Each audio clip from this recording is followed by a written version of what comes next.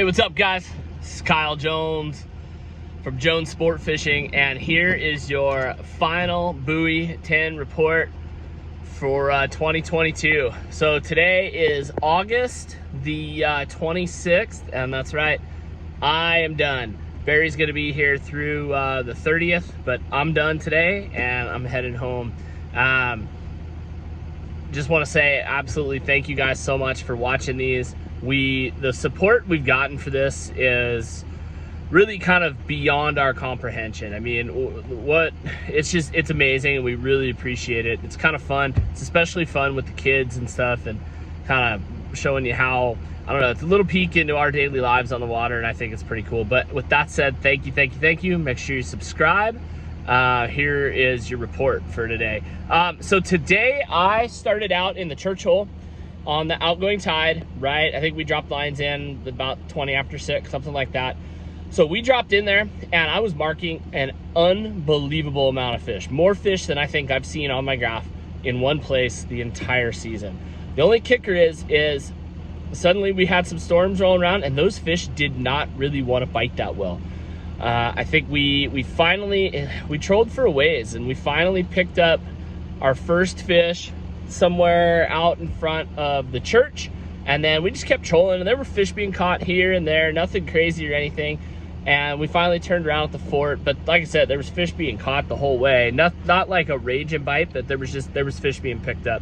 And like I said, I was marking an incredible amount of fish.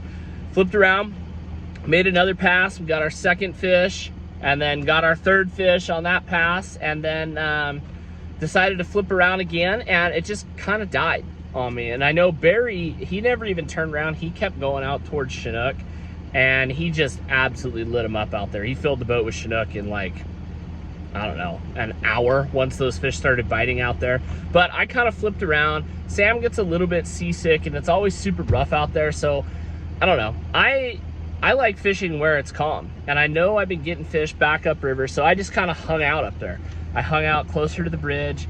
When that current first started pushing back toward the bridge, when there was hardly anybody there yet, I made sure I was there. Yesterday I got bit really well for about 40 minutes there, and same thing happened today. Not like tons of bites, but like we boom, we just ended up losing them.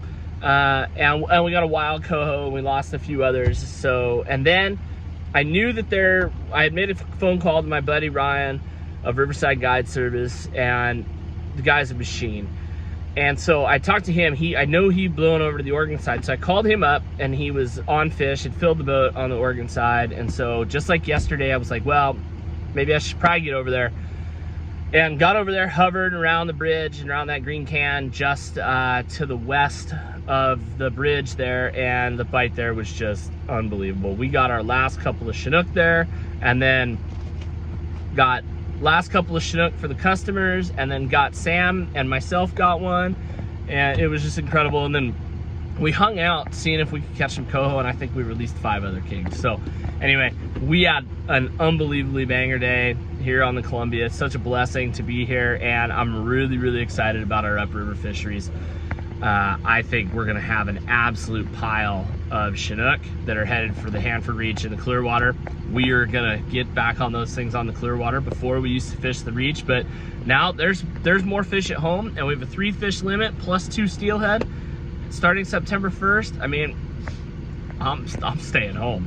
So it's gonna be a lot of fun. We'll be trolling, hover fishing eggs, bobber fishing, coon shrimp and stuff for steelhead. It's gonna be awesome. But anyway, guys, like I said earlier, I just want to thank you so much. Oh, and I had some questions while I was on the water today, if we're running spinners. I've pretty much only been running spinners, and I know Barry's only running spinners for this last week. Like, we are getting hammered on spinners. But what I want to tell you guys though, like based on that, is there's guys catching fish on bait and triangle flashers. There's guys catching fish on bait and pro trolls. There's guys catching fish on pro trolls and super baits, and there's guys like me that are really railing on them on spinners and pro trolls. The best thing you can do down here is get a program dialed in for yourself on what program you like to fish. You can catch fish really well doing all those things. It was really cool this year to see a lot of guys just kind of going back to their triangle flashers and bait, since that's what they're comfortable with. These fish are aggressive, they'll bite. If you're on fish, get your program figured out and dial that in.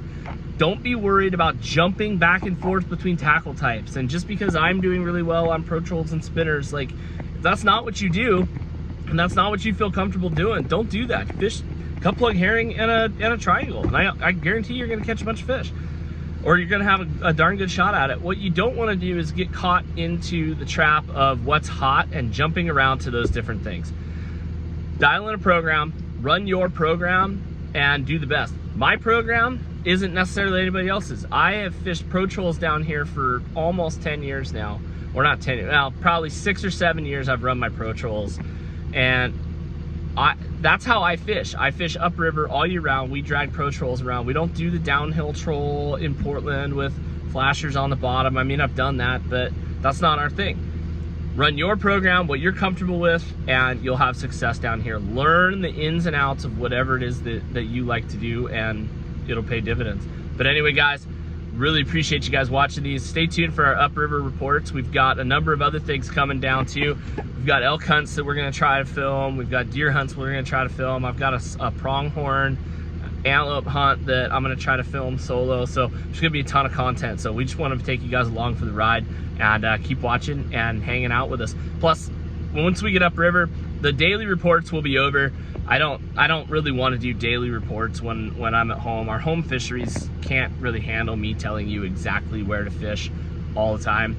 There's a lot to be figured out, but I'm definitely going to do weekly reports on how we're doing, what we're doing to catch those fish, and just that kind of thing. So stay tuned for those weekly reports, tip videos, all that coming to you guys. Anyway, appreciate you guys watching.